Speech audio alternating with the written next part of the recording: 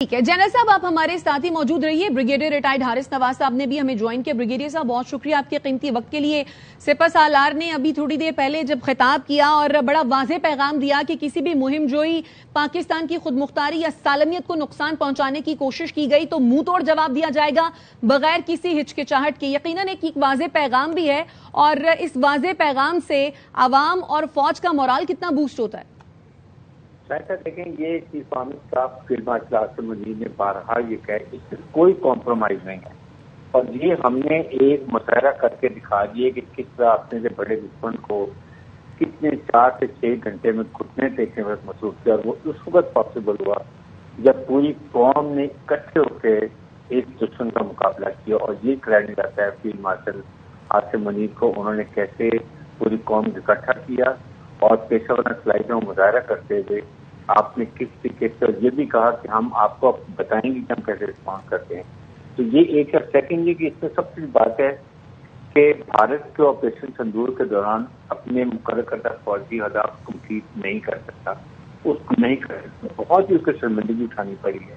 اور اس کے بعد وہ جو اپنے ترجیحات کا ذکر کر رہے، دراصل بھارت کی آپریشن تیاری سے دوردرشی کی کمی ثابت کرتی ہے کہ ان کی فوج اور حکومت میں کوئی آپس میں اندر شاہی نہیں ہے۔ فوج ان کی انٹرینڈ ان پروفیشنل ہے، جو ان کی سویلین قیادت ہے وہ اپنے دوسرے رائٹ سائڈ پہ چلتی ہے، صرف پاکستان دشمنی اور مسلمان دشمنی کے اوپر چلے جاتے ہیں۔ اس کے بعد جس طریقے سے یہ آپریشن بنیاد مرسوس کے اندر بھارت نے اب ایک اور پاکستانی کامیابی کو دوسرے ملکوں میں بتا دی کہ وہ باہر سے سپورٹ آ رہی تھی، چائنا سپورٹ کر رہا تھا، ادھر ترکیہ سپورٹ کر رہا تھا، آذربائجان سپورٹ کر رہا تھا۔ سپورٹ ویپن ایمونیشن ہر ملک خریدتا ہے۔ آپ نے کیا فرانس سے رافیل نہیں لیے، آپ نے امریکہ سے جہاز نہیں لیے، آپ نے رشیا سے S-400 نہیں لیے، آپ نے کوئی 13 نہیں لیے، آپ نے MiG-29 نہیں لیے۔ آپ ہر ملک لیتے، لیکن چلانے کے لیے you need a man, you need a professional soldier, you need professional pilot, جو ان کی ٹریننگ بھی ہو، جذبہ ایمانی بھی ہو، جذبہ شہادت جو آپ کے پاس نہیں ہے، جس کی وجہ سے آپ ہمیشہ پوری طرح ناکام ہوں گے۔ آپ جان ترقیاں کریں، یہ چھوڑ دیں ان باتوں کو۔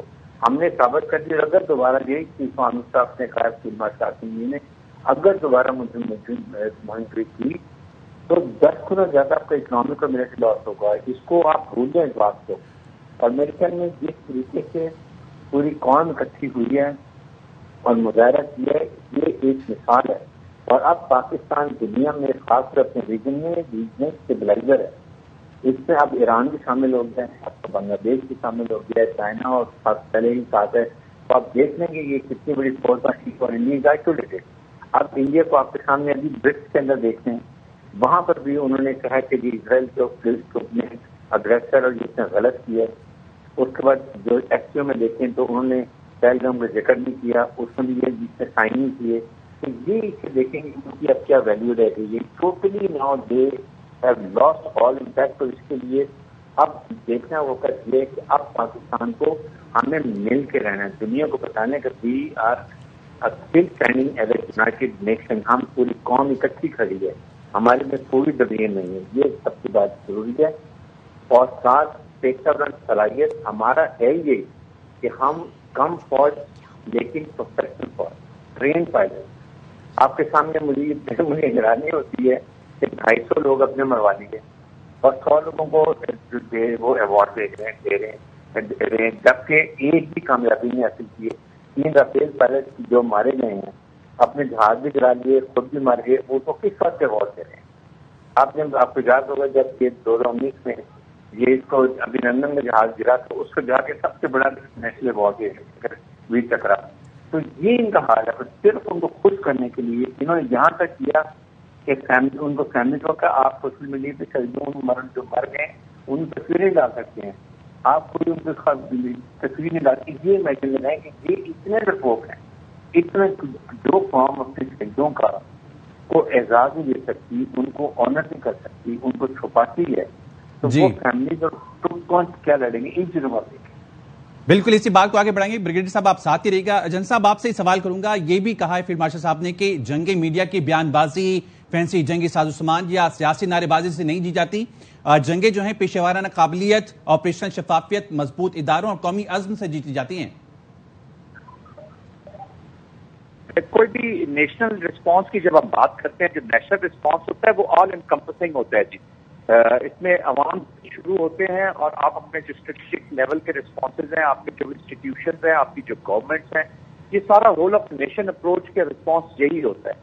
اور آف کورس ایک پروفیشنل ملٹری جب آپ کے پاس نہیں ہوگی، جب آپ ان کو آر ایس ایس کے ملٹنٹ ونگ کے طور پر یوز کریں گے، جن کا نیریٹو جو ہے وہ ابھی آپ دیکھیں نا، deputy chief of army staff ان کے جو خطاب کر رہے ہیں سنگھ صاحب، یا جو ایڈریس کر رہے ہیں، وہ ایک ملٹری اسسمنٹ سے کم ایک پولیٹیکل آئیڈیالوجیکل نیریٹو کی ایکسپلینیشن زیادہ ہے. وہ ایسے لگ رہا ہے کہ جیسے آر ایس ایس کا کوئی نمائندہ ملٹری یونیفارم میں کھڑا ہے. اس کو میں آج کل کہتا ہوں تھیٹر ان یونیفارم. تو انڈیا کی ایک تھیٹر ان یونیفارم، ہم سیریس سے لے کر ڈیفینس اٹیچی تک آپ سنگھ صاحب کی جو اسپیچ ہے، تو یہ جو پولیٹیکل جیسے کوئی spokes person who are S S کا ملیٹنٹ ونگ کا، وہ جیسے کوئی بریف دے رہا ہو، تو اس میں آپ کے پھر پروفیشنلزم نہیں ہوتا. آپ نے ابھی پہلے تو مان نہیں رہے تھے کہ ہمارا کوئی نقصان ہوا ہے، ہماری کوئی جنگ نہیں ہوئی. اب آپ لوگوں کو اعزازات سے نواز رہے ہیں، جس میں وہ لوگ بھی شامل ہیں جن سے آپ انکار کر رہے تھے.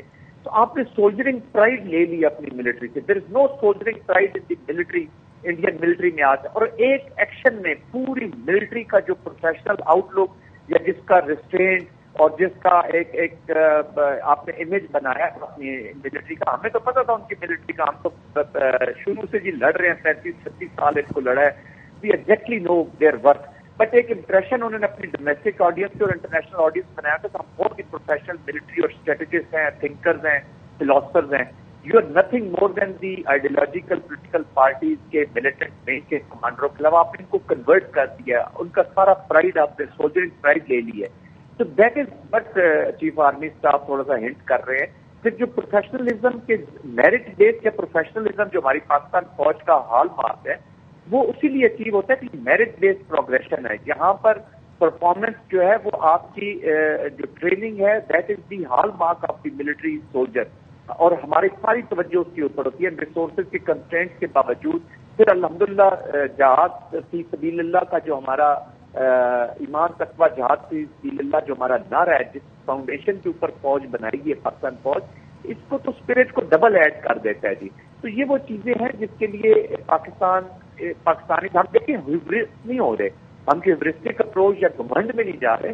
ہم اللہ کا شکر ادا کرتے ہوئے اپنے یقین اور اپنا جو ارادہ ہے مستقبل کا، اس کا اظہار کر رہے ہیں. تو that is what being reflected. اور انشاءاللہ یہ پریکٹیکلی ایسا ہوگا.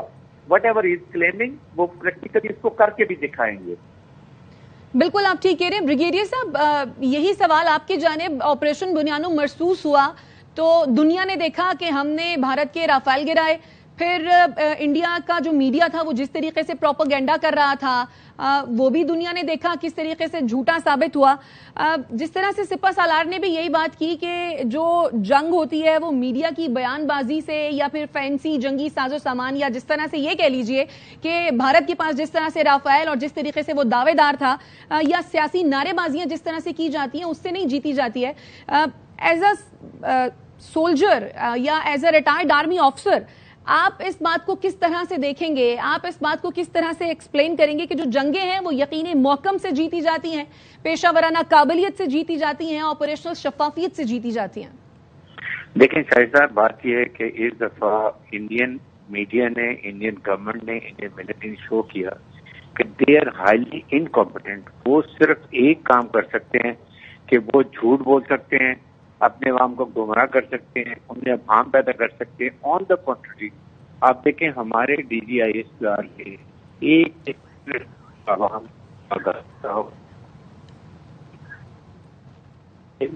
جی بریگیڈیئر صاحب آپ کی آواز ہم تک ٹھیک سے پہنچ نہیں پا رہی، آپ سے دوبارہ رابطہ کریں گے. جنرل صاحب آپ کی جانب آئیں گے. جس طریقے سے سپہ سالار نے کہا اور بڑا واضح پیغام دیا کہ یہ جو بھارت خود کو نیٹ سیکیورٹی پرووائیڈر سمجھ رہا تھا، جو خود کو ایک فرضی رول اس نے دیا ہوا تھا، الاٹ کیا ہوا تھا، وہ تو ختم ہو گیا، وہ تو کوشش جو ہے بھارت کی ناکام ہو گئی. جی بالکل، وہ ولنریبل ہوا ہے. میں یہی کہہ رہا تھا کہ جو اسٹریٹجک کمیونٹی ہے، جو سیکورٹی کے معاملات کو سمجھتی ہے، انہوں نے بہت بڑا سوالیہ نشان لگا دیا ہے بھارت کی کیپیبلٹیز کیپیسٹیز کے اوپر to act as a net security provider. دیکھیں نیٹ سیکورٹی پرووائڈر جو ہوتا ہے وہ اس کی آل انکمپسنگ پورا اسپیکٹرم اور اس کا پورا جو کیپیبلٹیز ہیں اس کو اکراس دا بورڈ دیکھا جاتا ہے کہ اس میں امن قائم کرنے کی، جنگ لڑنے کی، ورژن کی، تھریٹ کرنے کی یا بیلنس کریٹ کرنے کی کتنی صلاحیت ہے. تو ان کے بیچ میں تو یہ اپنے آپ کو ڈیفینڈ نہیں کر سکے، اپنی ملٹری اسٹریٹجی نہیں بنا سکے. اس کی وجہ یہ ہے کہ یہ ایک ملیٹنٹ ونگ اب بن گیا. یہ جینوسائڈل ایکشن کر کے کشمیر میں دیکھیں نا 7 سے 8 لاکھ کی فوج تو ہر وقت وہاں پر ڈپلائڈ رہتی ہے. ہر سولجر ان کا جینوسائڈل موڈ میں رہا ہے. کبھی انہوں نے پرپسفل وار نہیں لڑی. اچھا، جو ایڈوانس ٹیکنالوجیز ہیں کلیم بہت کرتے ہیں کیونکہ کرپشن اتنی ہے ان کی پروکیورمنٹ میں، کلیم بہت کرتے ہیں کہ ہم ایڈوانس ٹیکنالوجیز ایکوائر کرنا چاہتے ہیں، بنانا چاہتے ہیں، لیکن ان کے استعمال بھی تو پروفیشنل میں کرنا ہے نا.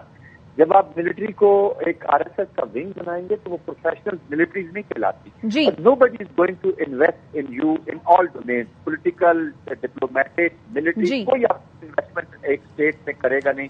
You have become a jail state. آپ صرف ایک ہی چیز میں ماسٹر ہیں اور وہ ہے proxy terrorism, state sponsor terrorism, coercion, media کی آواز بند کر دیں، ہیومن رائٹس کی وائلیشن کریں. اور بالکل، لیکن بھارت کے یہ اوچھے ہتھ کنڈے جو ہیں وہ ہم دیکھ رہے ہیں ناکامی